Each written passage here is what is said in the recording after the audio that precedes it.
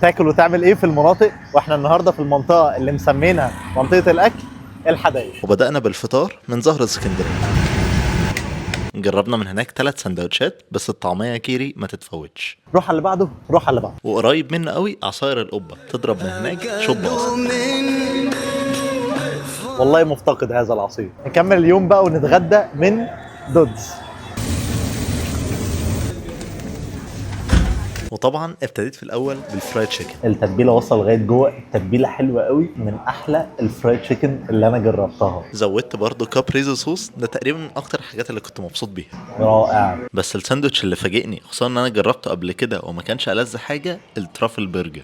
ظبطوه المره دي ظابطه بقى حلو قوي. صوص الترافل ده برضه جامد. بس سندوتشي المفضل في التجربه دي الشيلي سلو. صدر الفرخه كله بيتحط في صوص الريزو. خطير. ولو عايز تدلع نفسك زياده بقى، اعمل له ديب في صوص الريزو اللي قلت لك عليه. مفيش حاجه تتقال خالص. والحلو في الفرع ده برضو ان هو كبير مش صغير. رحنا ناكل وافل بعدها، بما انها من اكتر الاكلات المنتشره هناك. ده وافل نص شوكولاته نص كندر، عليه اوريو وهوجوز. انا لسه عند رايي والله من زمان قوي، عجينه الوافل بتاعته تحفه تحفه والله بجد. رحنا نتعشى بقى كشري ورز بلبن من ابو ربيع، وصدقوني ما ينفعش تفوتوا القعده مع الحاج محمد.